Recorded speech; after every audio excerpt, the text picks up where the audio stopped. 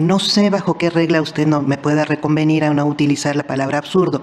Me parece que es inadecuado y sí tendríamos que ponernos de acuerdo muy bien en cuáles son los límites de la libertad de expresión argumentativa que tenemos las y los ministros. La facultad que tengo para comentar o hacer un comentario es la misma que tiene usted para expresarse en ese pleno. Yo, como rectora de la discusión, sí, y si así lo considero, por los integrantes, a mí en lo personal no me afecta, pero por los mismos integrantes, de llevar una sesión sin ofendernos o sin... No hay ofensas, ¿me ministra. permite, por favor? O sin expresar calificativos. Claro, si usted considera que es libertad de expresión hacerlo, no hay ningún problema, ¿eh? O sea, usted puede seguirse expresando como... ¿Qué tal, amigos? ¿Cómo están? Ya estamos otra vez con más información. Soy Lalo Durán, esperando estés teniendo un excelente día. De antemano agradeciendo ese buen like que siempre nos dejas y al mismo tiempo invitándote a que te suscribas a tu canal. Es jueves 10 de octubre del 2024. Y vámonos con información porque ya inicia la discusión sobre la inconstitucionalidad de la reforma al Poder Judicial. Esto en la Suprema Corte de Justicia de la Nación. Ya iniciaron estas sesiones y el día de hoy se da el primer agarrón, obviamente entre Lenia Batres y Norma Piña. Y es que fíjense, resulta que a Norma Piña le molestó que Lenia Batres dijera que es absurdo analizar la reforma al Poder Judicial. ¿Pero en qué tema específicamente? En el tema de los sueldos a los ministros. Y es que aquí se ve cómo Norma Piña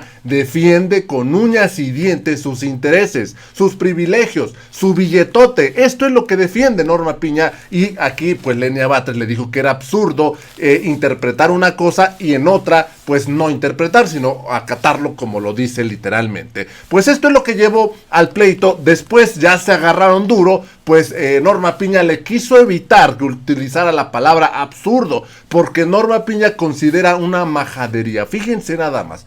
Pues Lenia Batres no se dejó y le dijo que ella no la va a estar reconviniendo y que no le va a estar limitando su libertad de expresión. La verdad es que estuvo bueno el agarrón. Vamos rápidamente a ver lo que sucedió, porque les digo, ya iniciaron estos debates por si es constitucional o inconstitucional la reforma al Poder Judicial. Vamos rápidamente a escuchar el momento en el cual se dan con todo Lenia Batres y Norma Piña. Ministra, no, sí se refiere la reforma específicamente cuando vuelve o incluye una obligación que tenemos desde hace 14 años para cumplir el artículo 127, fracción segunda, que pone límites a nuestras remuneraciones, y esta Corte ha omitido el cumplimiento de esta obligación. Ahí es donde se refiere a esta interpretación literal. Nos obliga a cumplir el texto literal de la Constitución. No es este caso. No es este caso en donde no estamos contradiciendo un artículo sustantivo de la Constitución, sino llenando un vacío procedimental que nos permite o nos permitiría funcionar. El golpe de Estado, efectivamente, y voy a repetirlo, es atribuirnos facultades sustantivas que corresponden a otros poderes. Yo creo que deberíamos haber cumplido este artículo 127, como también el 94, que en su párrafo cuarto nos obliga a funcionar en salas de manera pública, en sesiones públicas. A esos incumplimientos es a los que refirió la propia iniciativa y la reforma aprobada respecto de la literalidad de su contenido. Entonces no es este caso, y por eso insistiría en que yo no tengo inconveniente en votar uno u otro. No tengo mayor problema, pero lo que me parecería que sería el colmo es que esta Corte en un mismo problema resuelva literalmente en una parte y en otra quiera llenar un vacío jurídico o se asuma no sé qué mecanismo de interpretación que dicen los ministros que no estamos ni siquiera mencionando, pero yo desconozco un mecanismo de interpretación que llene vacíos jurídicos que tenga algún tipo de nombre. No es ese caso, me parece a mí, y creo que estamos obligados simplemente por operatividad de la propia Corte a decidir congruentemente. Muchas gracias. Gracias. Yo nada más quisiera señalar, en consideración del que no obedecimos el 127, si yo me voy a la literalidad, como está el 127, dice: los servidores públicos de la Federación, de las entidades federativas, de los municipios y de las demarcaciones, y recibirán una remuneración adecuada e irrenunciable por el desempeño de su función, empleo o cargo. Aquí lo importante es el tercer párrafo. ¿Qué se considera como remuneración o retribución?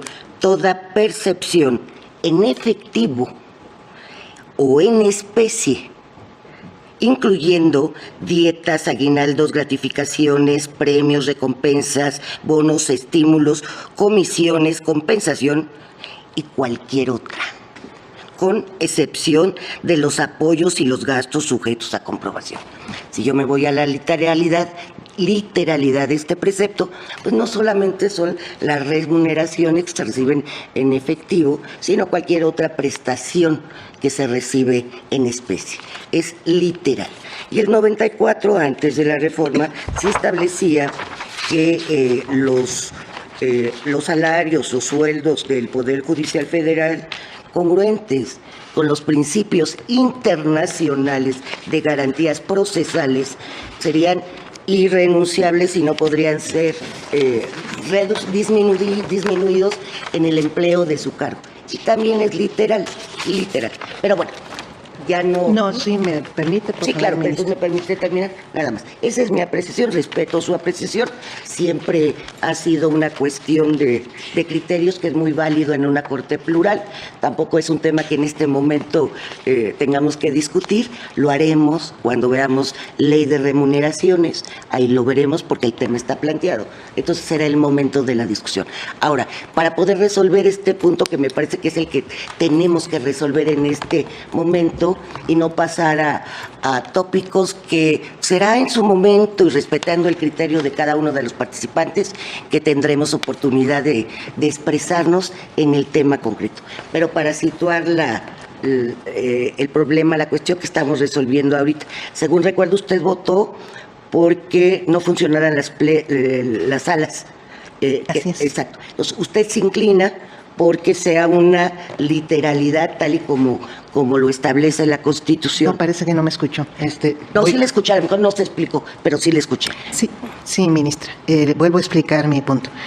Yo lo que creo es que si ya se resolvió, porque eso no sé si se vuelva a votar, sería un poco absurdo, porque ya llevamos varias sesiones de sala funcionando y emitiendo resoluciones.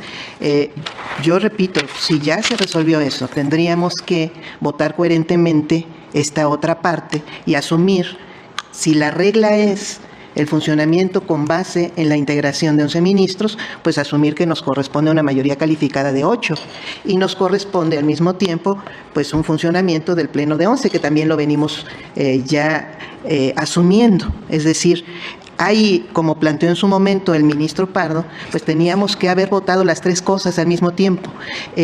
Me pronuncié en aquella ocasión por eso. De cualquier forma, por supuesto que yo asumiría la literalidad de la norma por encima de cualquier interpretación subjetiva. Sin embargo, aquí se está llenando, insisto, un vacío legal, y en ese sentido tendríamos que asumir los tres puntos coherentemente. Esa es mi interpretación al respecto. Y sobre la norma de remuneraciones, ministra Norma Piña, en ese decreto que aprobó en 2009 el constituyente permanente, también conocido como Poder Reformador de la Constitución, se aprobó un artículo tercero transitorio que literalmente decía que podía corresponder la misma remuneración, conforme al artículo 94 que usted menciona, la misma remuneración que venían percibiendo los ministros y ministras que ingresaron a esta Corte antes de la entrada en vigor de la reforma, que fue el 1 de enero de 2010. En este momento hay un solo ministro, que es el ministro Aguilar, que entró antes de esa fecha. Habemos 10 ministros que tendríamos literalmente, o conforme a una interpretación literal de la Constitución, que estar percibiendo una remuneración conforme al límite que establece la fracción 2 y conforme al concepto integrado que menciona usted de la propia remuneración, al límite de la fracción 2 de nuestro artículo 127 constitucional, que dice textualmente que corresponde o debería corresponder a la remuneración de la persona titular de la Presidencia de la República. Estoy de acuerdo. No es efectivamente esa discusión en este momento la que estamos haciendo, pero sí corresponde a la interpretación y a la reiteración del contenido literal de la Constitución que nosotros no deberíamos sobrepasar, y estamos sobrepasando en ese punto como en otros varios, y por eso es que queda la interpretación literal, que insisto, en este caso se trata de un vacío que estamos obligados a llenar. Gracias. La ministra Lenia dijo que era absurdo, y sí voy a pedir que no se utilice ese tipo de adjetivos en este pleno, que los que hubieran votado porque siguieran existiendo las salas, ahora sostendrían que fueran 6 votos.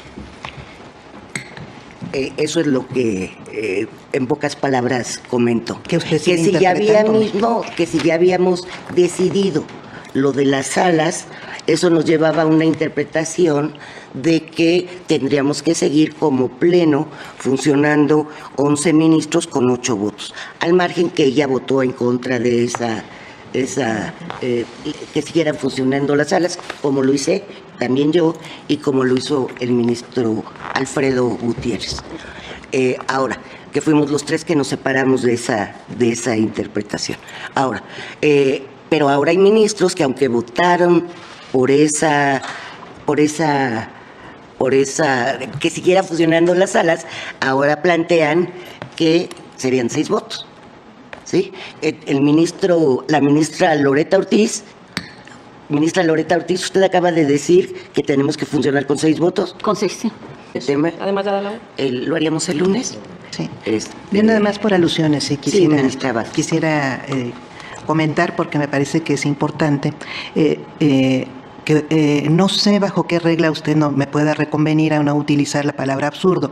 Me parece que es inadecuado, y sí tendríamos que ponernos de acuerdo muy bien en cuáles son los límites de la libertad de expresión argumentativa que tenemos las y los ministros. Entiendo yo que un límite obvio es no faltarnos al respeto personalmente, pero creo que no existe forma de contenernos, que usted nos contenga respecto de las palabras que utilicemos, respecto de nuestra argumentación.